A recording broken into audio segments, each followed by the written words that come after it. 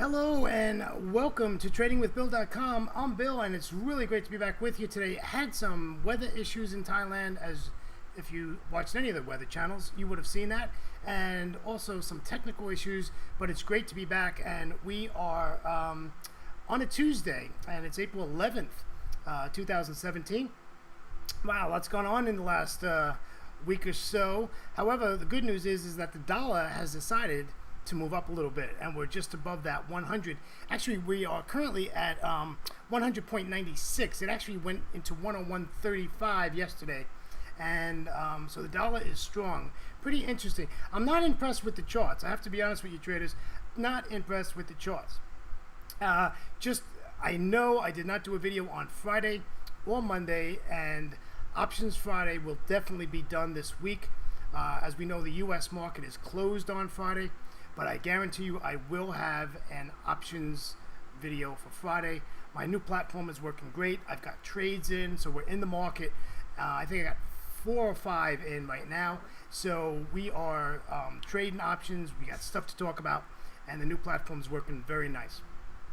All right, let's just take a look at what's going on in the indices today. The S&P 500 was flat yesterday. The Nasdaq futures was wow, Nasdaq futures was up 0.0.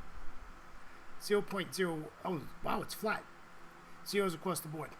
The Dow 30 positive 0.01%. S&P VIX is up 9.17%. We like to see that, right? Love to see the VIX high. We like to see that volatility in the markets. The Nikkei 225 was negative 0.41%. Like I said, the dollar index is just hovering at that 101 level and it's sitting there.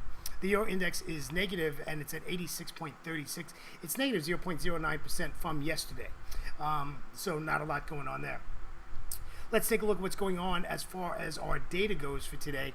Yesterday was pretty lackluster, and I did everything on an iPad yesterday because we had bad weather, and I didn't want to take a chance with lightning. If I see lightning, my computers go off, right? So it is what it is. But yeah, so I was on my iPad yesterday. All right, let's take a look at what's going on for today. I guess Fed Chair Yellen spoke just at the close of the markets at 4:30 on Wall Street.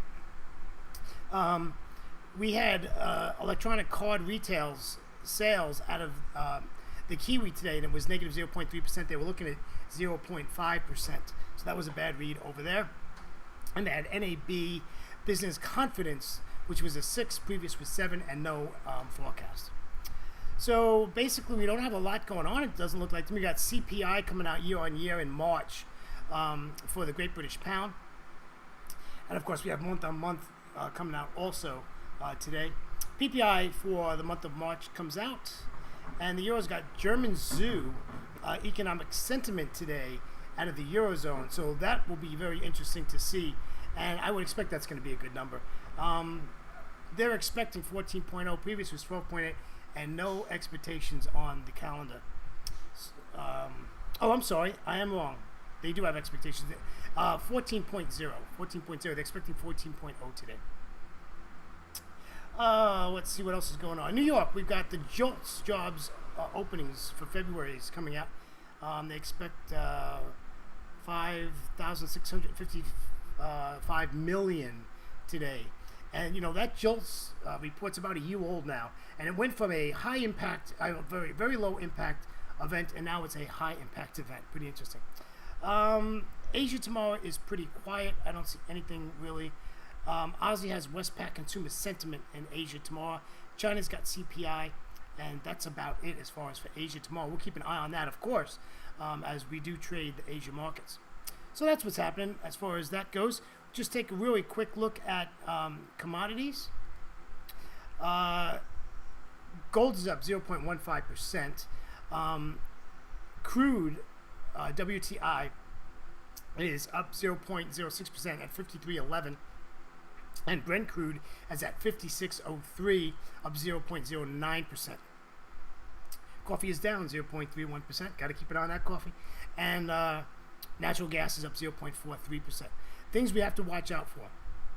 I think these are pretty important that we know what's going on in these commodities, especially when you talk about oil and gold.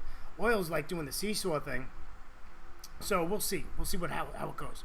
All right, let's get to the charts. All the other trade plans that were on from the middle of last week have been taken off. They're basically off the calendar. Let's take a look at today's trade plan. You know, it's like a Monday for me, unfortunately. So let's take a look at this this euro. You know, I did this about 2.5 hours ago. So 2 candles ago. And look at what happened here. This came up, touched this level here, this blue level, and this is like, and then just bounced off it, right? And I need this to bounce up to the 38.2 Fibonacci level, and that's our first entry here at 1.0615. Where we're going to put the stop? 0.62829, right at the 50% Fibonacci level. Stick your stop right at there, and that's at 2.9. Okay. If this does pull back up, which it's very possible that it will do, and breaks through this, we'll just get in at the 61.8 fib. It doesn't make a difference where I get in, but I'm not getting in here. Right? We don't want to enter this trade here. This is just not a good level to enter this. You're going right into pretty decent support, and again, we just don't want to do that. So it's on a scale of 1 to 10, I would say this trade level is about a 4.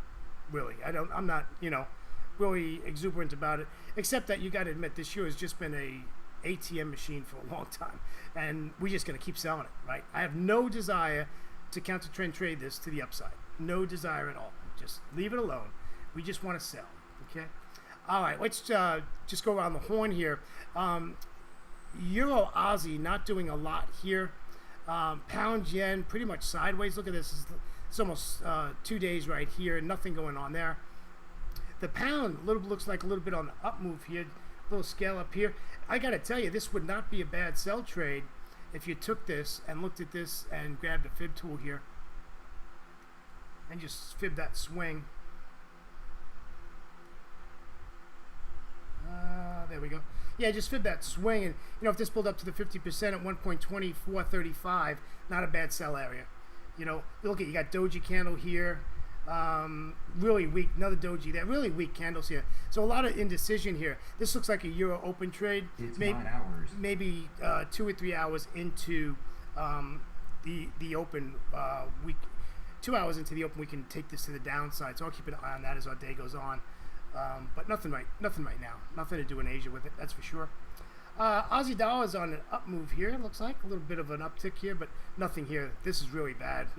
Right? Look at this price action. This was a nice sell-off. I like this, but this pullback is pretty weak. Pretty weak on the pullback for the last 2 days. So we'll just leave the Aussie alone. And that's about it, my friends. Oh, look at this euro yen. I just saw that. I didn't see that earlier. Again, a nice sell-off here. You know, this, you know, if you look at this, you can just tell that this pair is just unbelievable to the downside, right? I mean, this is just, we just want to sell this, right? Just sell this. Just wait for the pullback.